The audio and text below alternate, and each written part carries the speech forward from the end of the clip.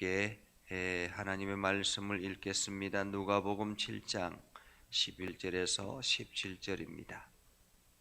다 같이 함께 읽습니다. 그 후에 예수께서 나인이란 성으로 가실새 제자와 많은 무리가 동행하더니 성문에 가까이 이르실 때에 사람들이 한 죽은 자를 메고 나오니 이는 한 어머니의 독자요 그의 어머니는 과부라. 그 성에 많은 사람도 그와 함께 나오거늘 주께서 과부를 보시고 불쌍히 여기사 울지 말라 하시고 가까이 가서 그 관에 손을 대시니 맨 자들이 서는지라. 예수께서 이르시되 청년아 내가 네게 말하노니 일어나라 하시매 죽었던 자가 일어나 앉고 말도 하거늘 예수께서 그를 어머니에게 주시니 모든 사람이 두려워하며 하나님께 영광을 돌려 이르되 큰 선지자가 우리 가운데 일어나셨다 하고 또 하나님께서 자기 백성을 돌보셨다 하더라. 예수께 대한 이 소문이 온 유대와 사방에 두루 퍼지니라. 아멘. 오늘도 하나님의 은혜와 하나님의 능력이 여러분의 삶 가운데 가득하기를 바랍니다. 여러분들이 하는 모든 일들 가운데서 주님의 능력을 경험함으로 오늘도 용기를 가지고 나아갈 수 있기를 주님의 이름으로 축복합니다. 우리가 누군가에게 부탁을 하거나 누군가에게 의존할 때에 그 대상이 우리의 모든 문제를 해결할 수 있는 분인가 아닌가가 참으로 중요합니다. 나의 모든 문제를 해결할 수 없는 분에게 내가 가서 부탁한다라는 것은 아무런 의미가 없지요. 그것처럼 우리가 예수님을 믿는다라는 것은 예수님의 능력의 한계가 어디까지인가 하는 것을 우리는 생각해야 하는 것입니다. 그래서 예수님께서 이것까지도 가능하신가 아닌가 이러한 예수님의 능력치를 바라볼 수 있는 좋은 본문이 오늘 본문이라 그렇게 볼 수 있겠습니다. 예수님께서 하나님의 사역을 시작하시고 이제 많은 사람들에게 주목받는 그러한 인물이 되었습니다. 가버나움에서 놀라운 역사를 경험하게 하고 그리고 난 다음에 이 가버나움에서 나인성으로 이동하게 되죠. 이 나인이라는 성은 가버나움에서 약 30km 혹은 40km 정도 되는 하루길 걸으면 갈 수 있는 그러한 거리입니다. 이 가버나움이라는 나인이라는 이 성은 기드온과 미디안과의 대적에서 기드온이 진을 쳤던 장소가 바로 이 나인성입니다. 그리고 모리아산이 있는 곳이 이 나인이라는 이 동네에 있죠. 건너편에는 수넴 여인, 한마디로 엘리사가 수넴 여인의 아들을 살린 그러한 장소가 바로 이 나인입니다. 그렇기 때문에 이 나인은 역사적으로 신앙적으로 아주 깊은 그러한 동네이기도 하고 한편 이 나인이라는 성은 나인이라는 지역은 조그만 성에 불과합니다. 많은 사람들이 살지 않는 아주 조그만 동네, 이 나인이라는 곳에 예수님께서 방문을 하셨습니다. 우리가 보통 보면 예수님께서 왜 이곳에 오셨을까? 이곳은 아주 산골짜기, 의도적으로 가지 아니하면 굳이 갈 필요가 없는 그러한 동네인데 예수님께서 방문하신다라는 것은 어쩌면은 방문의 목적이 있다라고 말할 수 있는 것이죠.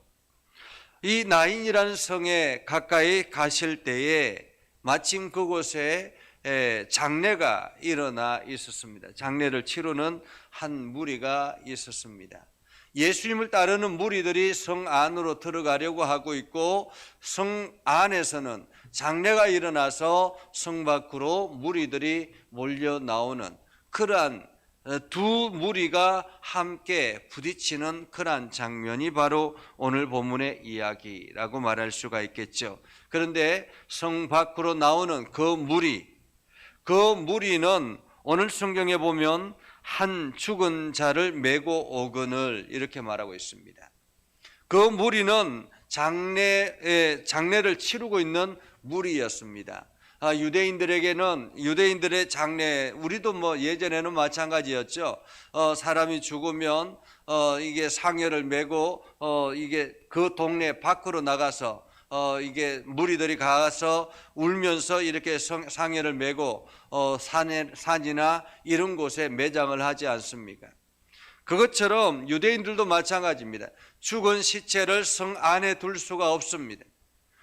그래서 성 밖으로 이 시체를 메고 나가기 위해서는 세마포 옷을 입히고, 그리고 그 향품을 바르고 향품을 두고, 그리고는 들것처럼 해서 상여처럼 그렇게 메고 나갔던 것입니다. 그렇게 한 죽은 자를 메고 나오는데 뒤에는 한 어머니, 오늘 성경에 보면 한 어머니의 독자요 그의 어머니는 과부라 이렇게 말하고 있습니다. 지금에야 이혼이라는 그러한 문화가 있어서 같이 살다가 헤어질 수 있지만은 이때 당시에는 혼자 과부라는 말은 남편을 이미 떠나보냈다라는 말입니다. 남편을 먼저 떠나보내고 이제 자식이 유일한 희망이었는데 그 자식도 하나밖에 없는 자식입니다. 그런데 그 자식마저 지금 먼저 떠나보낸 이 과부는 얼마나 안타깝겠습니까? 어쩌면은 모든 희망을 잃어버린 여인이라 그렇게 말할 수가 있겠죠. 절망 가운데 있는 여인이라고 말할 수 있겠습니다.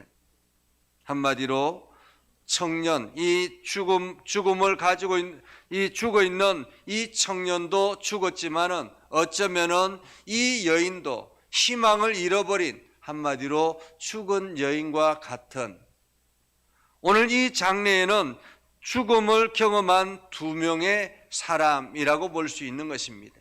절망 가운데 있는 이 여인, 그 여인, 눈물을 흘리며 함께 나오는 그 여인입니다.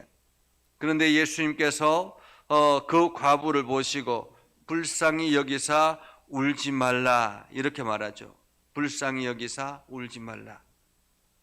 여기서 장례식에서 상주에게 울지 말라라고 하는 이야기는 무엇이겠습니까?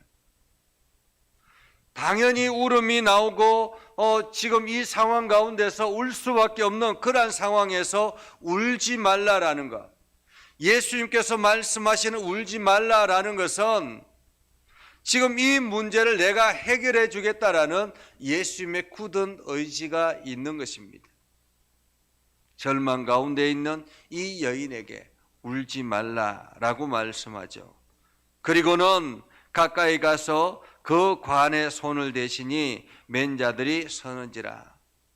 사실 놀랍겠죠. 갑자기 예수님께서 와서 그 관에다가 손을 대니 사람들이 그 장례를 치르는 그 행렬이 멈출 수밖에 없죠. 예수님께서 그곳에서 죽어있는 청년에게 명령을 합니다. 청년아, 내가 내게 말하노니 일어나라. 청년아, 내가 내게 말하노니 일어나라. 이것이 예수님의 명령입니다. 죽어있는 영혼에게 청년아, 내가 내게 말하노니 일어나라 라고 말씀하시는 이 예수님의 말씀이 들려지자 어떤 일들이 일어납니까? 15절에 보면 죽었던 자가 일어나고 라고 말하죠. 죽었던 자가 일어나고. 이 말씀은 어떤 의미겠습니까? 예수님께서는 이 죽음도 예수님의 권위 앞에 복종한다라는 것입니다. 죽음까지도.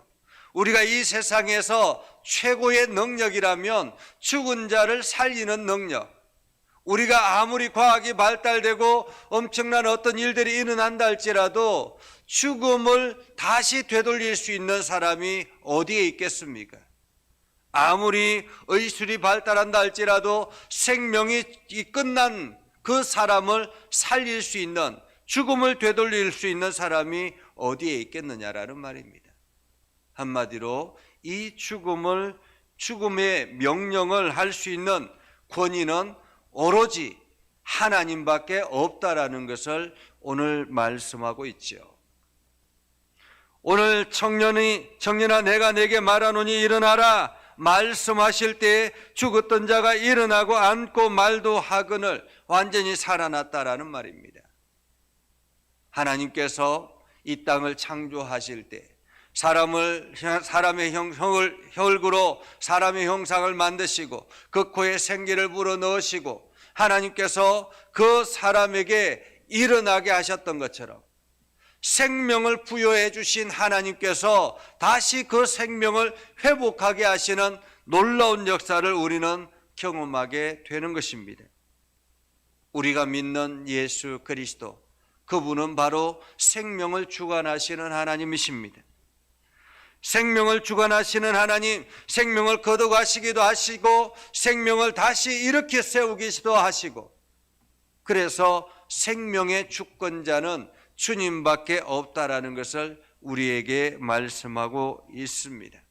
하나님이 허락하지 아니하면 어떤 것도 어떤 생명도 하나님께서 허락하지 아니하시면 가져갈 수 없고, 하나님께서 허락하셔야만이 그 생명을 거둬갈 수 있다라는 사실을 우리에게 말씀하고 있는 것이죠.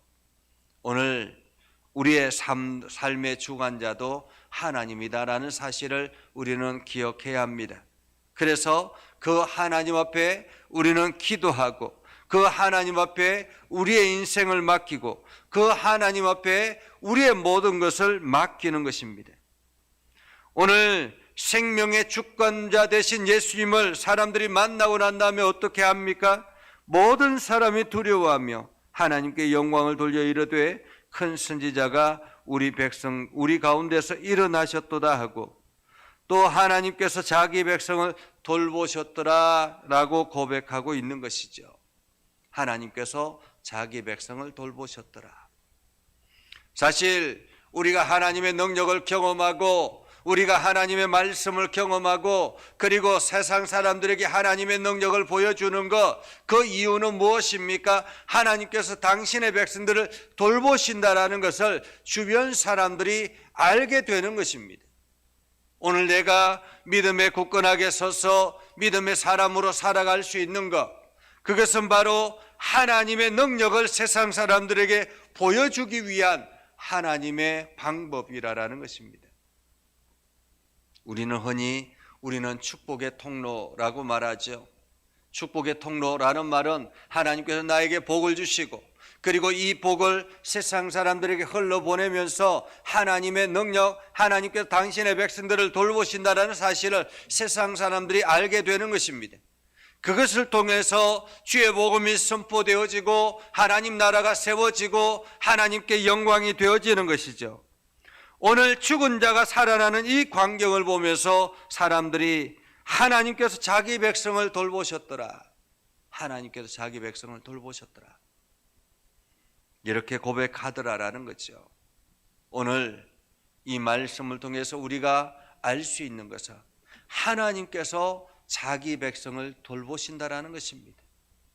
내가 하나님의 백성이라면 하나님은 오늘도 내 삶을 돌보신다라는 것입니다. 하나님께서 여러분이 하나님의 거룩한 백성이라면 오늘도 하나님은 여러분의 삶을 돌보시는 것입니다. 그리고 예수님의 능력이 어디까지라고 말하고 있습니까? 죽음을 다시 되돌릴 수 있는 그 권위도 예수님에게 있다라는 것입니다.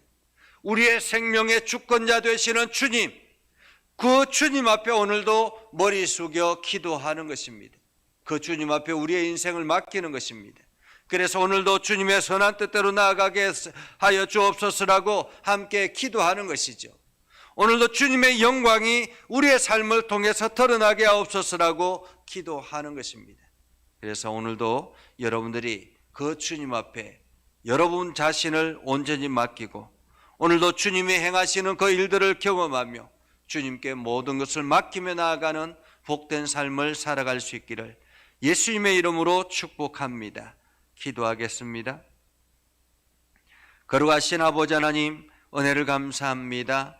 하나님의 말씀을 붙들고 믿음에 굳건하게 서서 하나님 나라를 향해서 달려가기를 소망합니다.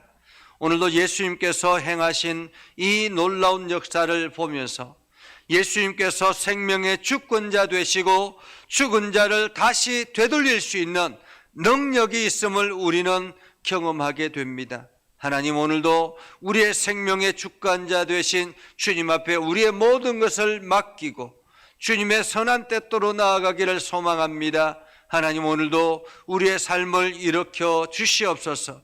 주님께서 맡아 주관하여 주시옵소서. 오늘도 하나님께서 행하시는 놀라운 역사가 우리의 삶 가운데 가득하게 하여 주시옵소서. 우리의 삶을 돌보시는 아버지 하나님, 우리의 연약함과 우리의 부족함과 우리의 막혔던 것들이 오늘도 예수 그리스도의 능력을 통해서, 주님의 말씀의 능력을 통해서 회복되어지는 놀라운 은혜가 있게 하여 주시옵소서. 우리 예전교회를 긍휼히 여겨 주시길 원합니다. 예전교회가 믿음에 굳건하게 서기를 소망합니다. 하나님께서 은혜를 베풀어 주시고 능력 가운데 가게 하셔서 아버지는 우리 예전교회가 믿음의 바탕 위에 온전히 서게 하시고, 특별히 우리 세 분 장로님 강건하게 붙잡아 주시옵소서. 주의 은혜가 넘쳐나게 하여 주시옵소서. 하나님의 놀라운 역사가 경험되어지게 하여 주시옵소서. 아버지 하나님, 우리 김광식 장로님 재활하는 과정에 어려움 없도록 주님께서 통증을 사라지게 해주시고 재활이 속히 이루어지도록, 급속하게 이루어지도록 모든 혈관과 모든 힘줄과 모든 것들이 편안하게 회복되도록 주여 역사하여 주시옵소서. 아버지 하나님, 우리 정현우 장로님을 강건하게 붙잡아 주시길 원합니다. 주님의 능력의 손으로 어루만져 주시길 원합니다. 이제 내일 아버지 하나님 검사를 하기 위해서 입원하려고 합니다. 하나님께서 어루만져 주시고 주님께서 강하게 하셔서 주님의 능력의 손으로 치료하셔서 온전히 회복되게 하시고 온전한 모습으로 다시 일어나게 하여 주시옵소서. 아버지 하나님, 아버지 또한 우리 권사님들을 붙들어 주시옵소서. 특별히 김민희 권사님을 붙잡아 주시고 하나님께서 우리 김민희 권사님에게도 혈관의 모든 혈액들이 깨끗하게 되어서 아버지 하나님 모든 검사할 때 깨끗하게 회복되는 놀라운 은혜가 있게 하여 주시옵소서. 아버지 하나님, 연약한 우리 모두를 주님께서 사로잡아 주시고 특별히 우리 예전교회 모든 성도들을 복되게 하셔서 주의 은혜와 사랑이 넘쳐나게 하옵소서. 특별히 이번 주에 또 선교 활동을 하려 나아가는 우리 청년들에게